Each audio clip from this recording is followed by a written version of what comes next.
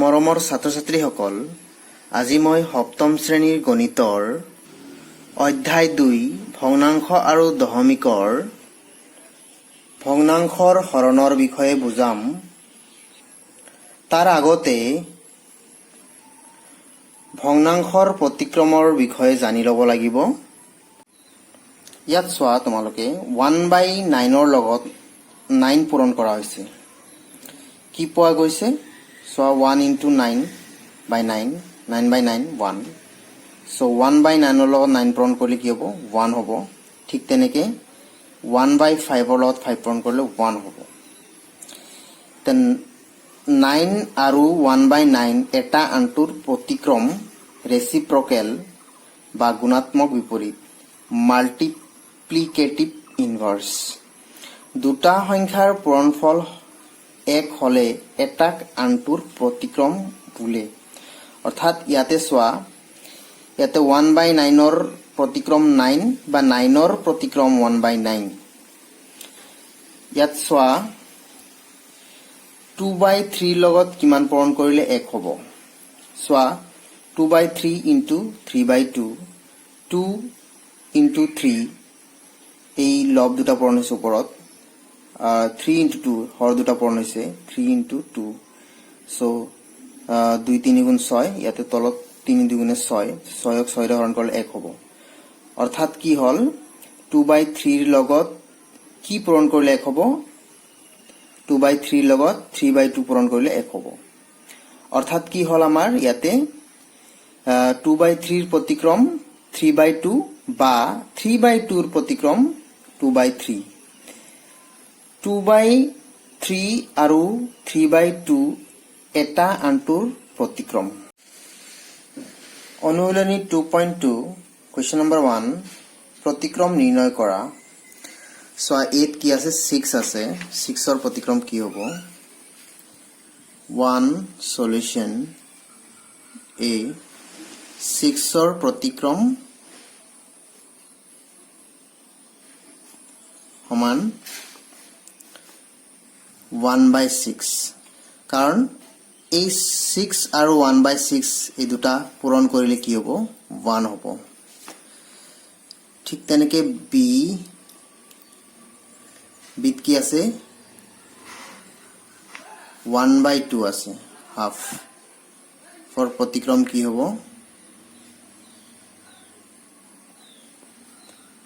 2 হ'ব। কাৰণ এই দুটা পূৰণ কৰিলে কি হ'ব? এই দুটা পূৰণ কৰিলে 1/2 into 2 পূৰণ এই দুটা পূৰণ কৰিলে 1 হ'ব। ঠিক তেনেকে চিত কি আছে? চিত আছে 8/17। 8/17। 8/17ৰ প্ৰতিক্ৰম কি হ'ব? 17/8 হ'ব। 8/17, 17টো ওপৰত যাব, হৰটো লব, লবটো হৰ, আৰু 8টো তলত যাব। ইয়াতেও সেই একেই হৈছে। হৰটো ইয়াতে লব 6 হৈ আছে, ইয়াতে হৰ হিচাপে 1 হৈ আছে। আচলতে 6ৰ হৰ 1/1, 6/1 এনেকে লিখিব পাৰি 6ক 6/1। তো 1/6 হৈছে। সেইকাৰণে এইটো 1/2, 2/1, অৰ্থাৎ 2/1। 1টো আমি তলত নিলিখো। তাৰ পিছৰটো আছে কি? ডি নম্বৰত আছে 1। 1ৰ প্ৰতিক্ৰম কি হ'ব? 1 হ'ব। চোৱা 1ৰ প্ৰতিক্ৰম 1 হ'ব, কাৰণ 1 into 1 equal to 1 হ'ব। আৰু চোৱা তুমি যদি 1ৰ তলত 1ও লিখা, তাৰ উল্টাটো কি হ'ব? সেই 1/1 হ'ব। গতিকে একেই থাকিব। কিন্তু তোমালোকে 0ৰ প্ৰতিক্ৰম নাই, কাৰণ 0/1 লিখিব পাৰি, কিন্তু 1/0 আমি লিখিব নোৱাৰো। কাৰণ চোৱা কোনো সংখ্যাক আমি 0ৰে হৰণ কৰিব নোৱাৰো। 0ৰে হৰণ কৰিব নোৱাৰো। গতিকে 0ৰ কি নাই? 0ৰ প্ৰতিক্ৰম নাই। প্ৰতিক্ৰম নাই। এইটো কথা মনত ৰাখিবা, 0ৰ কোনো প্ৰতিক্ৰম নাই। তাৰ পিছৰটো কি আছে ই নম্বৰত কি আছে 2 সমষ্টি 5/3 এটুক আমি সমষ্টিটুক যেহেতু এটু মিশ্র ভগ্নাংশ গতিকে ইয়াক আমি অপকৃত ভগ্নাংশলৈ ল'ব পাৰো ইয়াৰ অপকৃত ভগ্নাংশটো কি হ'ব বা এনেকে লিখিব পাৰো কি হ'ব 5 2 10 এই দুটা পূৰণ তাৰ লগত এটো যোগ আৰু হৰটো এটা 5 এ থাকিব আৰু লবটো হ'ব এই দুটা পূৰণ কৰি তাৰ লগত 3 যোগ কৰিহে আমি লবটো পাম 5 2 10 10 যোগ 3 13 এটো লব হিসাবে 13 হ'ব আৰু হৰটো তো 5 আছে ইয়াৰ প্ৰতিক্ৰম কি হ'ব কাৰণ কি হ'ব এটো 5/13 আছে এটো 13/5 হ'ব সো এই দুটা পূৰণ কৰিলে আকৌ 1 হ'ব ভগ্নাংশৰ হৰণৰ ক্ষেত্ৰত সোয়া এই a divided by b অৰ্থাৎ 1 b ৰে হৰণ কৰা হৈছে তাৰ পিছত আমি কি কৰিব পাৰো যদি b টো ভগ্নাংশ হয় সোয়া ইয়াত কি কৰিছে এই হৰণৰ ঠাইত পূৰণ লিখা হৈছে তাৰ পিছত b ৰ ঠাইত b ৰ প্ৰতিক্ৰম লিখা হৈছে সো a into 1/b ইয়াত b not equal to 0 b কিন্তু 0 হ'ব নোৱাৰে ইয়াত লিখা আছে সোয়া এটা পূৰ্ণ সংখ্যাক আন এটা পূৰ্ণ সংখ্যাৰে হৰণ কৰিলে যি মান পোৱা যাব সেই একে মানেই পোৱা যাব যদিহে প্ৰথম পূৰ্ণ সংখ্যাটো পিছৰ পূৰ্ণ সংখ্যাটোৰ প্ৰতিক্ৰমেৰে পূৰণ কৰা হয় তাৰমানে এটা পূৰ্ণ সংখ্যাক আন এটা পূৰ্ণ সংখ্যাৰে হৰণ কৰিলে যি মান পোৱা যায় সেই একে মানেই পোৱা যাব যদিহে প্ৰথম পূৰ্ণ সংখ্যাটো পিছৰ পূৰ্ণ সংখ্যাটোৰ প্ৰতিক্ৰমে পূৰণ কৰা হয় সো এই দুটা সংখ্যা এটুক এটুৰ হৰণ কৰা হৈছে আৰু একেদৰে কি কৰা হৈছে পূৰণ কৰা হৈছে পূৰণ মানে কি পিছৰটোৰ দ্বিতীয়টোৰ প্ৰতিক্ৰমে পূৰণ কৰা হৈছে তেতিয়া আমি একেই পাম a b হৰণ কৰিলে যি পাম a লগত 1/b ৰে পূৰণ কৰিলে সেই একে মানে পাম তাকে কৈছে ইয়াত উদাহৰণ হিচাপে সোয়া তোমালোকে সোয়া উদাহৰণ a soya 5 divided by 3/4 equal to 5 টো একে আছে 5 টো তাৰ পিছত পূৰণ লিখা হৈছে হৰণৰ ঠাইত পূৰণ লিখা হৈছে এতিয়া সোয়া এই হৰণৰ ঠাইত পূৰণ লিখাৰ লগে লগে এই সংখ্যাটোৰ প্ৰতিক্ৰম লিখা হৈছে ইয়াতে পূৰণৰ পিছত সোয়া 3/4 আছিল 4/3 হৈ গল এটা ডাইৰেক্ট পূৰণ কৰিলে হল আগৰ নিচিনা 5 * 4/3 তো 5 4 * 20 হ'ব তলত 3 হ'ব এটুক আমি এইটো হৈছে অপকৃত ভগ্নাংশ ইয়াক আমি মিশ্র ভগ্নাংশলৈ ল'ব পাৰো তাৰ পিছৰটো সোয়া তোমালোকে 7 divided by 3 of 2/5 হাতৰ লগত 3 সমষ্টি 5/2 হৰণ কৰিছে আমি এইটো মিশ্ৰ ভগ্নাংশটোক আমি কি কৰিব লাগিব অপকৃত ভগ্নাংশলৈ লৈ ল'ব লাগিব প্ৰথমে সো 7 divided by এটো কেনেকৈ হ'ব 5 3 15 15 যোগ 2 কিমান হ'ব 17 হ'ব আৰু তলত হৰ হিচাপে 5 থাকিব আৰু লব হিচাপে 17 হ'ব সো আগৰ নিচিনাই কৰিম আমি ইয়াৰ নিচিনা সো হাতৰ পিছত কি আছে হৰণ আছে হৰণটোক আমি ইয়াতে কি কৰিম পূৰণ কৰাৰ পিছত আমাৰ এই সংখ্যাটোৰ এই ভগ্নাংশটোৰ কি হ'ব প্ৰতিক্ৰম হৈ যাব 17/5 আছে 5/17 হ'ব তে আগৰ নিচিনা পূৰণ হাতৰ লগত 5 পূৰণ কৰা হৈছে 35 হৰ হিচাপে 17 আছে এটুক আমি আকৌ মিশ্ৰ ভগ্নাংশ লৈ লৈছো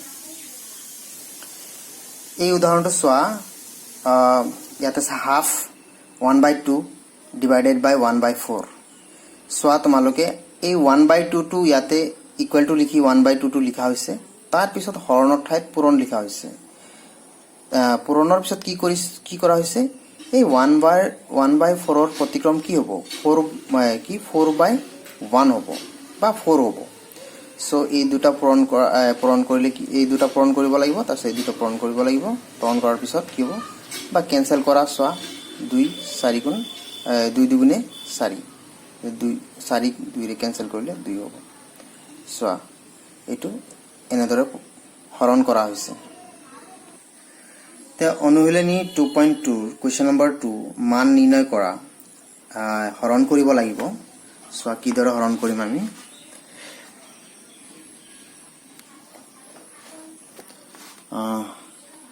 to solution A 1 so কি আছে 6 divided by 3/8 এতিয়া সোয়াটো আমি কেনেকৈ কৰিম ইয়াত 6 টো একে থাকিব এই হৰণৰ ঠাইত আমি পূৰণ লিখিম পূৰণ লিখাৰ লগে লগে ইয়াৰ প্ৰতিক্ৰম আমি লিখি দিম অৰ্থাৎ ইয়াত আছে 3/8 আমি লিখিম 8/3 8 ভাগৰ 3 3 ভাগৰ 8 সো কি হ'ব এটো 6 into 8 তলত কি হ'ব 3 সমানটো ইয়াত দিব লাগিব তেনেহলে সো ইয়াতে কি আছে 6 কাটাকাটি যাব সোয়া 6ক 3 ৰে কেনসেল কৰিব পাৰি 3 2 গুণে 6 এতিয়া ইটো পূৰণ কৰিব আমি কি হ'ব 8 2 গুণে 16 এই आंसर এতিয়া সোয়া আৰু এটা কৰো এই বিৰ 1 নম্বৰটো কৰো কি আছে 2 সমষ্টি 4 ভাগৰ 1 হৰণ 3 তো আছে প্ৰথমে আমি কি কৰিব লাগিব এই আমি মিশ্ৰ ভগ্নাংশটোক অপকৃত ভগ্নাংশলৈ ল'ব লাগিব তে কেনেকে 4 টো হৰ আছেই লবটোৰ কাৰণে কি কৰিব লাগিব এই দুটা পূৰণ তাৰ লগত 1 যোগ 4 দুগুণে 8 8ৰ লগত 1 যোগ কৰিলে 9 হ'ব কাৰণ 3 এতিয়া সোয়া 9/4 ইটো একে থাকিব এই হৰণৰ ঠাইত আমি পূৰণ লিখিম তাৰ পিছত এই 3 ৰ প্ৰতিক্ৰম কিমান 1/3 এতিয়া আমাৰ আগৰ নিচিনা পূৰণ কৰিম দুটা ভগ্নাংশ হৰ দুটা পূৰণ 4 পূৰণ 3 ওপৰত 9 পূৰণ 1 অৰ্থাৎ 9 3 ৰে কেনসেল হ'ব 3 3 গুণ 9 ওপৰত কি থাকিল 3 into 1 অৰ্থাৎ 3 into 1 তলত থাকিল 4 অৰ্থাৎ কি হ'ব 3 গুণ 3 তলত 4 এইটোৱে आंसर এই সিৰ 1 টো কৰো কি আছে 3 সমষ্টি 6 ভাগৰ 1 আছে হৰণ 2 সমষ্টি 3 ভাগৰ 1 আছে তো আমি কেনেকৈ হৰণ কৰিম সোয়া প্ৰথমে আমি এই মিশ্ৰ ভগ্নাংশক আমি অপকৃত ভগ্নাংশলৈ লৈ লম সোয়া এতে কি আছে 3 সমষ্টি তো 6 তো আমাৰ হৰ হ'বই 6 টো হৰ হ'বই এতিয়া লবৰ কাৰণে এই দুটা পূৰণ তাৰ লগত 1 যোগ সোয়া 6 3 গুণ 18 18 ৰ লগত 1 যোগ কৰিলে কি হ'ব 19 হ'ব 6 3 গুণ 18 18 যোগ 1 আসত হৰণ আছে তে সোয়া 3 2 গুণে 6 6 ৰ লগত 1 যোগ কিমান হ'ব 3 গুণে 6 যোগ 1 7 তলত 3 আছে এতিয়া আমি কি কৰিম এই প্ৰথম সংখ্যাটো যেনেকে তেনেকে থাকিব পিছত এই হৰণটো আমি কি লিখিম পূৰণ লিখাৰ লগে লগে ইয়াৰ আমি প্ৰতিক্ৰম লিখিম দ্বিতীয় সংখ্যাটোৰ প্ৰতিক্ৰম আমি লিখিলাম অৰ্থাৎ এটা 3 ভাগৰ 7 আছে এটা 7 ভাগৰ 3 হ'ব তাৰ উল্টাটো তাৰপিছত কি হ'ব এই হৰ দুটা পূৰণ 6 into 7 ওপৰত কি হ'ব 19 into 3 এতিয়া সোয়া কাটাকাটি যাব এই 6ক 3 ৰে কেনসেল যাব 3 2 গুণে 6 আৰু কেনসেল না যায় ওপৰত কি আছে 19 আছে তলত আছে 2 into 7 তো কিমান হ'ব